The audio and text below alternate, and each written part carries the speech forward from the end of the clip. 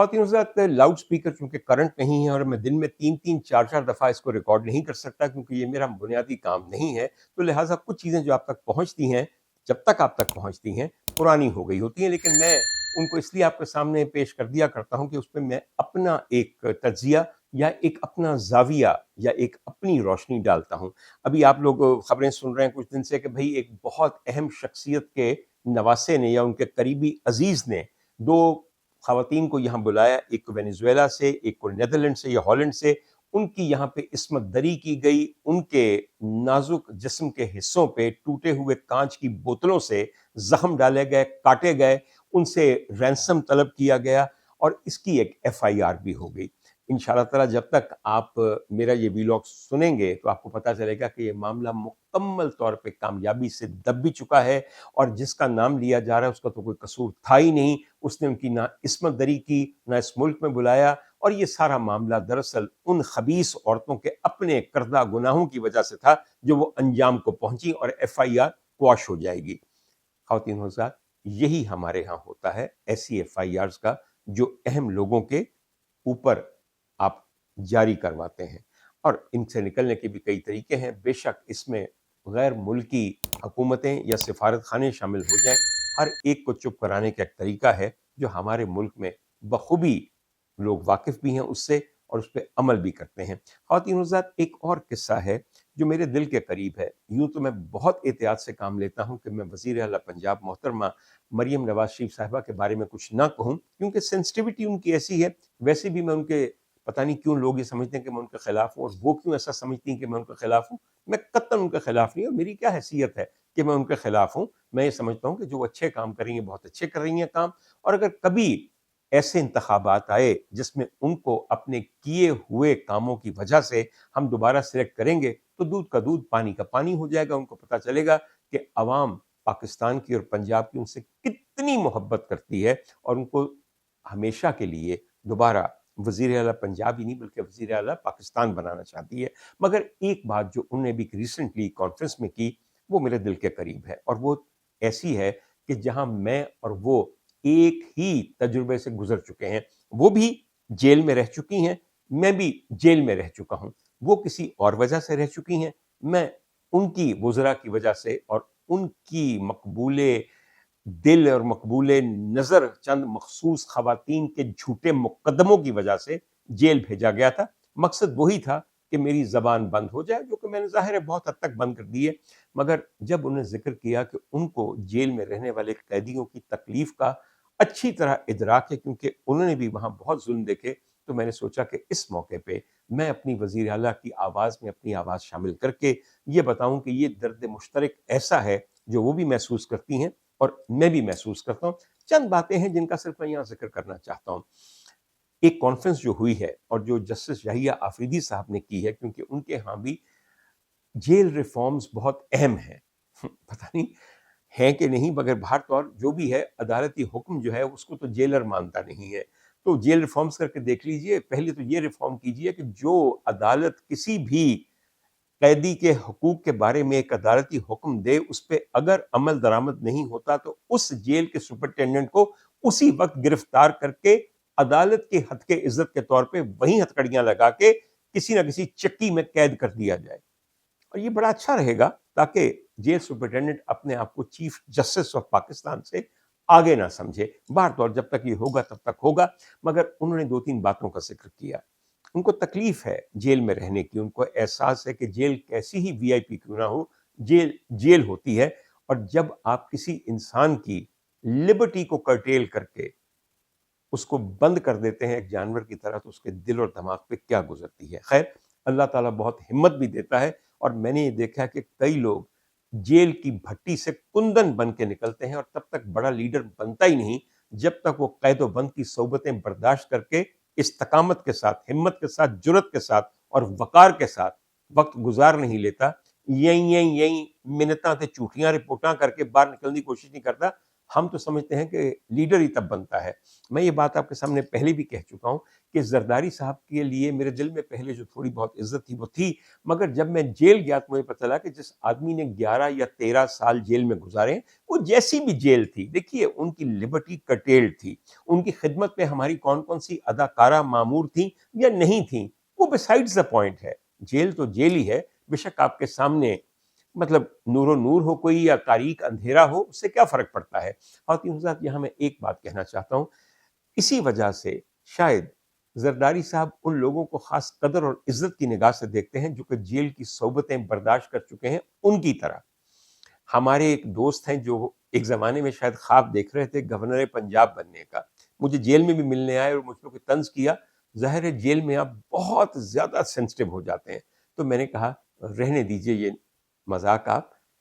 آپ گورنر پنجاب بننے کا خواب دیکھتے تھے نا، 4 دن جیل کٹی ہندی تے زرداری صاحب تانوں بھی پیپلز پارٹی دا پنجاب دا گورنر بنا دے، کیونکہ جیل نہیں کٹی تے خواب دیکھنا چھڑ دیو. خیر خواب دیکھنے پر پابندی نہیں ہے، مگر یہ بات میں کر رہا ہوں اس پہ بھی شاید پابندی نہیں ہونی چاہیے. اس کی وجہ یہ ہے کہ وہ تمام مظالم جن کی پوری داستان بی بی مریم نواز شریف نے اس حالیہ کانفرنس میں بتائی، جس کا انعقاد اس لیے کیا گیا تھا کہ جیل میں اصلاحات کی جائیں، ان میں چند باتیں میں آپ کے سامنے رکھنا چاہتا ہوں. اور چونکہ میں فرسٹ ہینڈ گواہ ہوں تو چند معروضات بھی پیش کرنا چاہتا ہوں. پہلی بات یہ ہے، بی بی مریم، آپ جب پنجاب کی جیلوں میں یا کسی بھی صوبے کے جو وزیر اعلیٰ ہیں وہ کسی بھی صوبے کی جیلوں میں اصلاحات کرنا چاہتے ہیں تو کائنڈلی ایک دفعہ ان لوگوں کو ساتھ لے کے جائیے جنہوں نے کچھ عرصہ ماتوبین کے طور پہ، ملزمان کے طور پہ، مجرموں کے طور پہ نہیں، قیدیوں کے طور پہ نہیں، جیل میں گزارا ہوتا ہے، تاکہ وہ آپ کو وہ گوشے دکھا سکیں جیل کے جو ہمیشہ دورہ کرنے والی ٹیموں کی آنکھوں سے اوجھل رکھے جاتے ہیں. یعنی کہ وہ تاریک گوشے جو صرف ایک ایسے قیدی کو پتا ہوتے ہیں جو وہاں رہ چکا ہے. آپ فرق سمجھیے گا تھوڑا سا. ہمارے ہاں جب آپ کو جیل میں دھکیل دیا جاتا ہے تو ابھی آپ حوالاتی ہوتے ہیں، آپ کو کسی عدالت سے سزا نہیں ہوئی ہوتی، آپ کا جرم ثابت نہیں ہوتا، صرف ایک الزام کی وجہ سے آپ کو حوالاتی بنا کے، جس طرح کیمپ جیل لاہور ہے وہاں پہ آپ کو دھکیل دیا جاتا ہے، وہاں پھر آپ کو سال لگ جائے، 10 سال لگ جائیں، آپ حوالاتی ہوتے ہوئے کئی سال کی قید کی سزا کاٹ چکیں گے. اس کے بعد اگر آپ رہا بھی ہو جائیں اور پتہ چلے کہ مقدمہ سب غلط تھا تو کیا زندگی کا 10 منٹ بھی واپس آ سکتے ہیں جو آپ ایک پنجرے میں گزاریں؟ کبھی نہیں واپس آتے. خواتین حضرات، جو میں عرض کر رہا ہوں، جب تک آپ وہاں رہے نہیں آپ کو پتہ نہیں کہ جیل ہوتی کیا ہے، جیل میں کیا کیا گوشے ہیں، جیل کی کیا کیا پریکٹسز ہیں. تو خدا کے لیے یہ ساری کمیٹیاں جو مختلف لوگوں کی بنائی جاتی ہیں، وزیر قانون کو بلا لو، مشیر قانون کو بلا لو، فلانے کو بلا لو، فلانے کو بلا لو، یہ بیکار ہے. خدا را آپ بلائیے ایک چند قیدیوں کو اور ان کو کہیے کہ ہمیں ایک دفعہ دورہ کروائیں جیل کا، جبکہ سپرنٹینڈنٹ اور ڈپٹی سپرنٹینڈنٹ قریب بھی نہ آئیں، تاکہ آپ کو وہ جگہیں دکھائی جا سکیں جو غسل خانوں کے طور پہ استعمال ہوتی ہیں، جو قیدیوں کے رہنے کے لیے ہیں، اور وغیرہ وغیرہ وغیرہ. مگر عمومی طور پہ میں ایک بات کہوں گا، اگر میں پاکستان کو دیکھوں تو پاکستان میں کم از کم پنجاب کی جیل اور پنجاب کی ایک جیل جو کہ لاہور کی کیمپ جیل ہے، میں اس کی ہمیشہ تعریف کرتا ہوں. میں خود وہاں رہ چکا ہوں اور اس کے عملے کے لیے میرے دل میں ایک نرم گوشہ ہے. جتنا برا وہاں پہ حال ہو سکتا ہے، قطعاً اتنا برا حال وہاں پہ نہیں ہے. انسانوں کو انسان سمجھا جاتا ہے. ہارا وقت جیل کا عملہ ہماری سیفٹی کے لیے، ہماری سیکیورٹی کے لیے، ہماری کمفرٹ کے لیے، ہمارے علاج کے لیے اور ہمارے کھانے کے لیے سرگرداں رہتا تھا. تو ہر ایک کو یوں ذلیل کر دینا اور کسی کا احسان بھول جانا میرا نہیں خیال کہ اچھے اخلاق یا انسانیت کا غماز ہے. میں ابھی بھی اپنے جیلروں کے لیے دعا گو ہوں جنہوں نے میرے ساتھ اچھا سلوک کیا، اور ان کے سلوک کی وجہ سے میرے جو وہاں چند ماہ گزرے وہ بہت بہتر تھے اور میں جانبر ہو سکا. لیکن بہت سی اصلاحات کی ضرورت ہے جو کہ اگر کر دی جائیں تو بڑا بہتر رہے گا. یہاں میں ایک آپ کو بات بتاؤں، کچھ لوگوں کو اللہ تعالیٰ جیل اس لیے بھیجتا ہے تاکہ ان کے ہاتھوں قیدیوں کے لیے اچھے کام ہوں. ان میں سے ایک صاحب جن کا میرا کوئی تعلق نہیں ہے، عبدالعلیم صاحب ہیں. عبدالعلیم صاحب استحکام پاکستان پارٹی کے ایک بہت بڑے لیڈر ہیں اور وہ بھی کیمپ جیل لاہور میں رہے ہوئے ہیں. آپ میں سے شاید لوگ یہ نہیں جانتے کہ کئی نئی जेल की इमारत अब्दुल अलीम खान साहब ने अपने ज़ाती पैसों से बनवाई और जेल में मौजूद हज़ारों कैदियों को हर हफ्ते या हर माह जो साबुन नहाने के लिए, कपड़े धोने के लिए और जो शेव करने के लिए सेफ्टी रेजर मिलता है, वो भी अब्दुल अलीम साहब की डोनेशन है। मुझे नहीं पता कि अब तक मिलता है या नहीं मिलता, लेकिन जब तक मैं वहाँ था तो वहाँ पे हज़ारों लोगों को हर महीने ये बेसिक टॉयलेटरीज अब्दुल अलीम खान साहब की वजह से मिलती थी। ख़वातीन हज़रात, हुक्मरान जो है वो जब जेल में जाते हैं तो बाहर निकल के बहुत गम और गुस्सा होता है, जुल्म की दास्तानें बयान की जाती हैं, मगर फिर असल बात ये होती है कि हम अपने सियासी मुखालफीन को भी इन्हीं अकूबत खानों में, इन्हीं तकालीफ में, इन्हीं मसाइब में घेर के रखें और उनसे अपना ज़ाती बदला लें। कोई ये नहीं सोचता कि मैंने ये तकलीफ उठाई, मुझे ये पता कितनी बुरी तकलीफ है, मैं अब ये फैसला करूंगा कि जब मैं हुकूमत में आऊंगा और मुझे जेल भेजने वाले अपोजिशन में होंगे और मेरे सियासी मुखालिफ होंगे, तो मैंने उनको कैदो बंद की सहूलतें नहीं देनी, उनकी मुलाकातों पर पाबंदी नहीं लगवानी, औरतों को जेलों में धकेल के बंद नहीं करना। ये ख्याल किसी को नहीं आता। बीबी मरियम जो बातें बताती हैं, मुझे, मैं इख्तलाफ करने वाला कौन होता हूँ, लेकिन वैसे आपको एक बात बता दूं, उन्हें कहा कि भाई जेल में एक दिन मेरी शुगर कम हो गई, हो सकती है क्योंकि आपको खाना नहीं कई दफ़ा मिलता, शुगर कम हो जाती है, लेकिन जो जेल मेरी थी वहाँ पे 3 वक्त गरम ताज़ा रोटियां और सालन मिलते थे और इनका खाना तो मेरे ख्याल में रोज़ाना बाहर से आता था और हमेशा खुश्क चीज़ें लोग अपने पास रखते हैं ताकि अगर भूख लगे तो इंसान बिस्किट तोड़ ले या खजूर खा ले, ये सब चीज़ें होती हैं। हमारी जेलें इतनी जालिम नहीं है जितनी आपके ख्याल में, खासतौर पे वीआईपीज़ के लिए, और ये तो वीवीआईपी कैदी थी। उसके बाद उन्होंने कहा कि गुड़ की शीशी टूट गई। गुड़ का मर्तबान तो टूट सकता है और वो भी बड़ी मुश्किल बात है। शीशा एक ऐसी चीज है जो जेलों में किसी शक्ल में, किसी सूरत में अलाउड नहीं है। वो आईना हो जिसमें आप अपनी शक्ल देखते हैं, वो शीशी हो जिसमें आप सिरका या शहद भर सकते हैं या गुड़ भर सकते हैं, वो बर्तन हो कोई शीशे का, प्लेट हो कोई शीशे की, वो कतअन अलाउड नहीं होती। और ना ही छुरी, कांटा या कोई ऐसी प्लेट अलाउड होती है जो शीशे की बनी हो या पोर्सलिन की बनी हो और जब उसे तोड़ा जाए तो उसकी एक तरफ तेज धार हो। ख़वातीन हज़रात, ये वेपन्स हैं जो एक कैद में शख्स इस्तेमाल कर सकता है अपनी रगें काटने के लिए, अपने साथियों को कत्ल करने के लिए या जेल के अमले पे हमला करने के लिए इस्तेमाल कर सकता है। आप ये हैरान होंगे, जेल में कहीं पे भी किसी किस्म की भी कोई तेज धार चीज नहीं होती या कोई ऐसी चीज नहीं होती कि जो अगर तोड़ दी जाए तो उसके साथ एक कट भी लगाया जा सकता है ना मुश्किल बात, और आपको समझ नहीं आती। मुझे याद है कि मुझे जेल में रहते हुए तकरीबन 2 माह हो गए थे और मैंने अपनी शक्ल नहीं देखी थी, बिकॉज वहां पे कोई चीज ऐसी नहीं थी जिसमें इंसान अपनी शक्ल दे सके। आईना तो था ही नहीं, ना ही कोई स्टील की प्लेट थी, ना ही कोई और ऐसी चीज थी, ना कोई शीशा वहां लगा हुआ था जिसके अंदर आप इंसान अपना अक्स देख सके। मैं लुकिंग ग्लास की बात नहीं कर रहा, मैं वैसे सी थ्रू ग्लास की बात कर रहा हूँ जिसमें कई दफा अपना अक्स नजर आ जाता है। फिर आप कहेंगे कि मैंने 2 महीने बाद अपनी शक्ल कैसे देखी। मेरे जेल के क़याम के दौरान वहाँ पे एक बार्बर शॉप खुली जहाँ पे लोगों को हेयर कटिंग सिखाई जाती थी।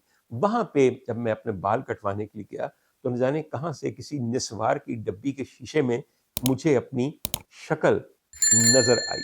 और आप यकीन कीजिए उस मौके पे जो शेर मेरे मुंह से एकदम निकला वो मुझे आज भी याद है, इसलिए मैं आपको भी सुनाना चाहता हूँ।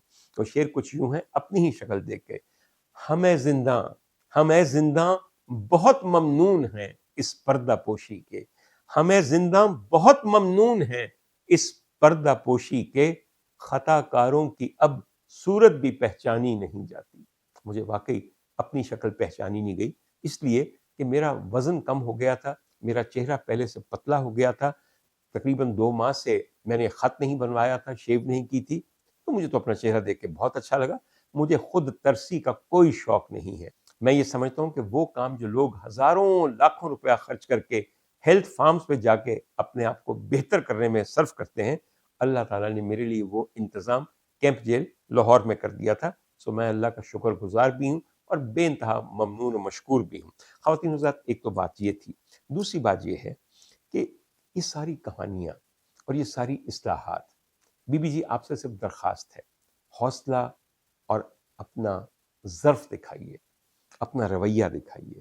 آپ یہ کیوں نہیں کہتی کہ میں ایک چیز کرنا چاہتی ہوں اور وہ کرنا چاہتی ہوں کہ وہ خواتین جو سیاسی قیدی ہو کے یا میرے سیاسی مخالفین ہو کے پنجاب کی مختلف جیلوں میں ہیں، وہ اڈیالہ ہے یا کوٹ لکھپت جیل ہے، میں ان کے لیے وزٹ کر کے ان کی شکایات پتہ کر کے ان کو رفع کرنے کی کوشش کرتی ہوں. میری نظر میں اور شاید بہت سارے اور لوگوں کی نظر میں آپ کا یہ ایکشن اپنی ان ظلم کی داستانوں کو دہرانے سے کہیں بہتر پرسیو کیا جائے گا. یہ گڑ کو شیشیوں میں رکھنا، شیشیوں کا ٹوٹ جانا، کرچیاں ہو جانی، کرچیوں کو وہاں بکھر جانا، یہ فرائنگ پین، یہ ہیٹر فرائنگ پین والا، یہ سوٹوں کو استری کرنا، یہ کوئی بھی شخص جو جیل میں رہ چکا ہے، جو آج بھی جیل میں ہے، جو جیل کی انتظامیہ کا حصہ ہے، یہ آپ کو بتائے گا کہ یہ باتیں حقیقت سے بہت دور ہیں. میری بات کا برا نہ منائیے، میں صرف یہ آپ کو کہہ رہا ہوں کہ بات سوچ سمجھ کے کرنی چاہیے تاکہ لوگوں کی بلیویبلٹی کے بارے میں شک نہ ہو. جیل میں ایک چیز جو آپ کو بالکل نہیں ملتی وہ ہے چولہا. آپ چولہے سے آگ لگا سکتے ہیں، جیل میں پوری لا اینڈ آرڈر سچویشن پیدا کی جا سکتی ہے. تو مجھے بتائیے فرائنگ پین پھر کیا کرنا ہے؟ ٹھنڈے فرائنگ پین تو کوئی کام نہیں کرتے. اگر چولہا نہیں ہے تو دیگچی یا فرائنگ پین کا تو سوال ہی پیدا نہیں ہوتا. آپ کہیں گے کہ وہاں ہوتے تو ہیں، ہاں، ہر بیرک کے باہر ایک علاقہ ہوتا ہے جہاں پہ چند ایسی بھٹیاں ہوتی ہیں جو کوئلے سے جلتی ہیں، وہاں گیس بھی نہیں ہے تاکہ کوئی گیس کھلی چھوڑ کے آگ نہ لگا دے، کوئلہ سولر کے خود ختم ہو جاتا ہے. وہاں پہ چند لوگوں کو اجازت دی جاتی کہ وہیں پہ وہ برتن رکھ کے اپنے کھانے کو یا گرم کر سکیں یا پھر اس کو تڑکا لگا سکیں. تڑکا لگانے کا یہ مطلب ہے کہ اگر کھانا جیل کا بہت ہی برا ہے تو اس کو تھوڑی دیر کے لیے پکا کے گاڑھا کر لیجئے، جس دال میں پانی بہت ہے اس کو ذرا سا اپنے لیے مناسب کر لیں. تو خدا کے لیے جیل کے دکھ وہی جانتا ہے جو جیل میں ایک عام قیدی کے طور پہ قید رہ چکا ہے اور خاص طور پہ جھوٹے مقدموں کی پاداش میں قید رہ چکا ہے. مجھ پہ ایک خاتون نے ایک جھوٹا مقدمہ بنایا تھا، میں ایک دن کے لیے بھی اس کے لیے اور اس کے خاندان کے لیے بد دعا کرنا نہیں بھولتا، کیونکہ ایک دن تو میری بد دعا سنی جائے گی. اور مجھ پہ جھوٹا مقدمہ بنانے کے عوض اس کو جو مراعات ملی، جو پیسہ ملا، جو نقد ملا، وہ کسی اور نے نہیں دیا، وہ اس کو آپ کے قومی ٹیلی ویژن چینل پاکستان ٹیلی ویژن کارپوریشن نے دیا. اس سے ایک ایسا پروگرام کرواتے رہے جس کو دیکھنے والے تو ایک بھی نہیں تھا، تھوکنے والا بھی اس پہ کوئی نہیں تھا، مگر وہ مہینوں چلتا رہا. اور ہر مہینے جو مخصوص چیک پاکستان ٹیلی ویژن کے صرف چند ہوسٹ کے آتے ہیں باقاعدگی سے، اس میں اس عورت کا نام بھی شامل تھا. مجھ پہ آپ مقدمہ ضرور بنا سکتی ہیں مگر اللہ کے انتقام سے آپ نہیں بچ سکتی. یہ میں بات علل اعلان کہتا ہوں، اسے دھمکی سمجھیے، میری امید سمجھیے، میری بد دعا سمجھیے یا اپنا بد انجام سمجھیے، اسے جو بھی سمجھیے یہ ہو کے رہے گا. مجھے ایک ایک دن یاد ہے جیل میں بھی اور نکلنے کے بعد بھی، جب میں ہاتھ اٹھا کے جھولی پھیلا کے آپ کے لیے اور آپ کی نسلوں کے لیے بد دعائیں کرتا ہوں. اور انشاءاللہ تعالی میری بد دعا مجھے پورا یقین ہے کہ رد نہیں ہوگی، کیونکہ میرا ایمان ہے واللہ عزیز ذو انتقام، اللہ سے بڑا انتقام لینے والا کوئی نہیں. میرا انتقام میرے رب نے لینا ہے. یہ میرا وظیفہ ہے جسے میں پچھلے 2.5 سال سے پڑھ رہا ہوں، اور وظیفے کبھی کبھی ناکارہ نہیں جاتے، کیونکہ اس میں جسے پکارا جاتا ہے اس کی غیرت کو گوارا ہے کہ کوئی اسے پکارے اور وہ بتائے نا کہ ہاں میں ہوں عزیز ذو انتقام. تم نے اپنا انتخاب مجھ پہ چھوڑ دیا، اپنا انتقام مجھ پہ چھوڑ دیا، اب تم دیکھو میں تمہیں اپنے ہونے کا احساس دلاتا ہوں تاکہ تمہارا ایمان مزید مضبوط ہو.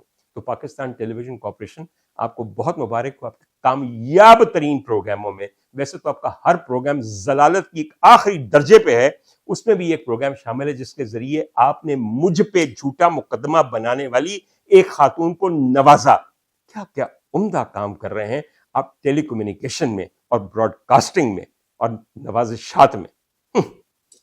کیا کہوں آپ کو، آپ تو اپنے انجام کو خود پہنچ چکے ہیں، آپ کو کچھ کہنے کی ضرورت ہی نہیں ہے. جو گھن آپ کو لگے ہوئے ہیں، جو دیمک آپ کو چاٹ رہی ہے، جو کیڑا آپ کے اندر سرایت کر چکا ہے، اس کے بعد تنقید کی تو کوئی ضرورت نہیں ہے. آپ تباہی میں سیلف سفیشینٹ ہیں.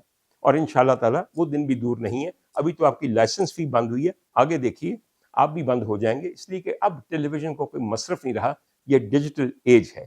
خواتین حضرات, بس مجھے یہ امید ہے کہ اب جب ہم جیل اصلاحات کی بات کریں گے یا بی بی مریم نواز ذکر کریں گی ان مصائب کا جو انہوں نے فیس کیے جیل میں, تو وہ یہ بھی کہیں گی کہ میں اب آج سے اپنی حکومت کے دوران یہ بدلے کا سسٹم ختم کروں گی کہ ہمارے سیاسی مخالفین ہمارے ہاتھوں ذلیل ہوں اور ہم اپنے سیاسی مخالفین کے ہاتھوں ذلیل ہوں. جب تک یہ وڈا چوٹا, یہ راؤنڈ اباؤٹ قسم کا چیز ختم نہیں ہوگی, تب تک کوئی اصلاحات نہیں, تب تک ظلم کا بازار گرم رہے گا. اور جب تک ظلم گرم ہے, جب تک آپ کا ایٹیٹیوڈ انتقام کا ہے, تب تک کوئی چیز بہتر نہیں ہو سکتی, کسی چیز کی اصلاح ہو نہیں سکتی. خواتین حضرات, یہاں پہ میں اب ایک خاص تھوڑا سا ٹائم دینا چاہتا ہوں ایک ایسی خاتون کے ذکر پہ جن کی حال ہی میں 1 جولائی 2026 کو وفات ہوئی ہے. میری نظر میں یہ خاتون ویسے تو بے انتہا مجھے پسند تھی, مجھے ان سے بڑی محبت تھی, میرے دل میں ان کے لیے بڑی عزت تھی, لیکن ان کو ایک خاص امتیاز حاصل تھا. یہ وہ آخری خاتون تھیں جو ابھی تک زندہ تھیں ہمارے درمیان, جو پری پارٹیشن یعنی کہ 1947 سے پہلے سے انڈیا اور پاکستان کی فلم انڈسٹری کے اندر متحرک تھیں, اور انہوں نے پاکستان کی فلم انڈسٹری کا نوزائیدہ دور بھی دیکھا اور پھر گولڈن ایج بھی دیکھی, اور ان کا ذاتی تعلق ہماری فلم انڈسٹری کے چند لیومنریز کے ساتھ رہا ہے, بڑا قریبی رہا ہے. خواتین حضرات, میں یہاں ذکر کرنا چاہتا ہوں میڈم یاسمین شوکت صاحبہ کا. میڈم یاسمین شوکت صاحبہ کو آپ لوگ میں سے بہت لوگ نہیں جانتے ہوں گے, لیکن اگر میں ان کے بارے میں آپ کو بتاؤں تو شاید آپ کے ذہن میں بات آ جائے. یہ وہ خاتون ہیں کہ جو ملکہ ترنم مادام نور جہاں کی سوکن رہیں, اس لیے کہ یہ سید شوکت حسین رضوی صاحب کی دوسری بیگم تھیں, اور میڈم سے طلاق کے بعد انہوں نے کچھ عرصے بعد میڈم یاسمین سے شادی کی تھی, اور میڈم یاسمین سے ان کے وطن سے ان کے 2 بیٹے بھی ہیں, مجتبیٰ اور شہنشاہ حسین رضوی, جو دونوں ماں کے بڑے فرما بردار ہیں. مگر میڈم یاسمین کی شادی شوکت صاحب سے پہلے ہمارے کیمرہ مین ہوتے تھے جعفر بخاری صاحب, یہ ان کی بیگم رہ چکی ہیں, اور ان سے بھی ان کا ایک بیٹا ہے جن کا نام ناصر بخاری ہے, جو کہ انگلینڈ میں برمنگھم میں رہتے ہیں, اور وہ بھی اپنی ماں کے لیے بہت ہی ایک نرم گوشہ رکھتے تھے. اور میں نے ہمیشہ میڈم یاسمین کو اپنے بیٹوں کی طرف سے بہت مطمئن اور آسودہ پایا. میں نے دیکھا بھی ہوا ہے کہ ان کا رویہ اپنی ماں کی طرف کیسا تھا, مگر یہ تو ان کے اپنے سگے بیٹے تھے. جس چیز نے مجھے زندگی بھر کے لیے مروب کیا وہ تعلق تھا جو ایک سوتیلی ماں کا اپنی سوتیلی بیٹی کے ساتھ تھا, اور وہ دونوں خواتین نے کس عمدگی سے نبھایا.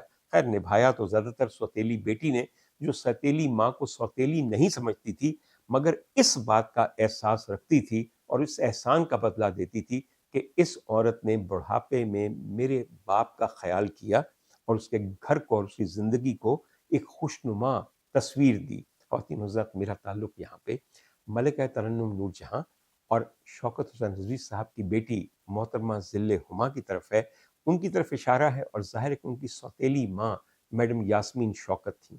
میں ایسی درجنوں نہیں سینکڑوں محافل کا چشم دید گواہ ہوں, وہاں پہ بحیثیت مہمان اور ایک ناظر اور حاضر کے طور پہ موجود تھا, جہاں پہ یہ دونوں بیبیاں ہما جی کے ہاں موجود ہوتی تھیں.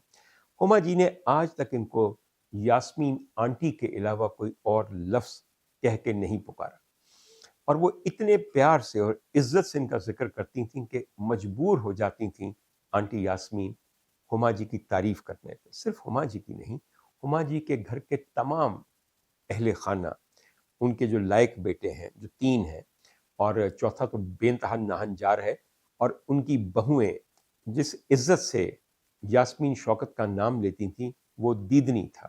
ہمیشہ یاسمین آنٹی ایک ایسے مقام پہ بیٹھی ہوتی تھیں, ایسے صوفے پہ بیٹھی ہوتی جو مرکزی ہوتا تھا, کبھی وہ سائیڈ لائنڈ نہیں ہوتی تھیں, ان کی باتوں کو توجہ سے سنا جاتا تھا. اور یہ اس قدر مہذب خاتون تھیں یاسمین شوکت کہ ان کا لہجہ, ان کی گفتگو, ان کا تمام انداز دل کو موہ لینے والا تھا. میں نے آج تک ان کے منہ سے کسی کے لیے کوئی برائی نہیں سنی, اور جب میڈم کا ذکر کرتی تھیں تو ہمیشہ ایک بات کہتی تھیں, باجی نور جہاں, باجی نور جہاں.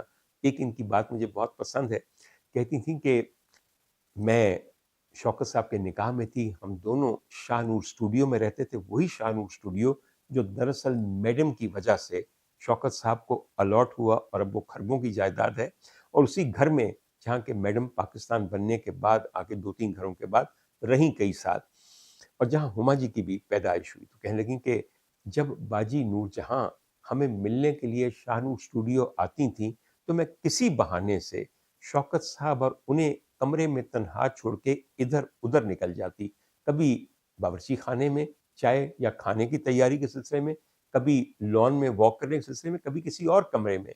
और मैं ऐसा इसलिए करती थी कि मैं सोचती थी कि इनकी ज़िंदगी का एक बहुत बड़ा हिस्सा साथ गुजरा हुआ है, कितनी ही ऐसी मुश्तरका यादें हैं जो ये एक दूसरे के साथ शेयर करेंगे, कितनी ही ऐसी बातें हैं जो सिर्फ इनको पता हैं और किसी को नहीं पता, और मेरी मौजूदगी यकीनन वहाँ पे एक दखल अंदाजी होगी और बहुत इखलाकी बात नहीं होगी।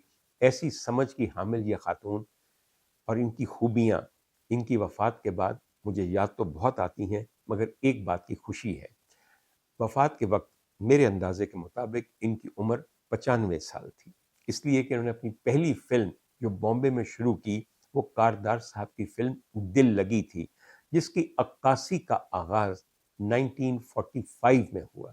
और 1945 में अगर उसकी अक्कासी का आगाज़ हुआ तो यकीनन उस वक्त इनकी उम्र 14 साल के करीब थी। तो इस हिसाब से आप हिसाब लगा लीजिए कि ये 1930-31 में इनकी पैदाइश हुई थी, और जब वे पैदा हुई थी तो उसके 14 साल बाद फिल्मों में आ गई। तो आप हिसाब लगा लीजिए कि मेरा अंदाज़ा इतना गलत नहीं है। और जैसे मैंने शुरू में आपको कहा, she was the oldest living actress of those times of the Indian and the Pakistani film industry. इनके साथ ही अब इनके साथ की कोई अदाकारा उस बैच की, उस ज़माने की, उस एज की नहीं रही। इस वक्त हमारे पास जो मेरी नज़र में बहुत तूल उम्री के साथ बहुत उम्दा ज़िंदगी गुजार रही हैं जो गुलकारा, वो बीबी फ़रीदा खानम है। खुदा ताला उन्हें ज़िंदगी और सेहत दे, और जब तक अल्लाह को मंजूर है उन्हें हंसता, खुश, खुर्रम और गाता रखे। किसी को नहीं पता कि मुझे अगली सांस आनी कि नहीं आनी, आपको नहीं पता कब आनी है, लेकिन जो लोग भरपूर ज़िंदगी गुजार के जाते हैं उनके जाने का शायद इतना अफसोस नहीं होता। यास्मीन आंटी के अंदर और बहुत सी खूबियाँ थी, इंतहाई ज़्यादा सेहत के मामले में वो अपने आप को फिट रखती थी, रोज़ाना वॉक करती थी, नमाज रोज़े की बेइंतहा पाबंद थी, और जहाँ तक मुहर्रम का ताल्लुक़ है, मेरे ख़्याल में 3 माह मुस्तकिल वो गमे हुसैन में डूबी रहती थी, और ये दिल से करती थी।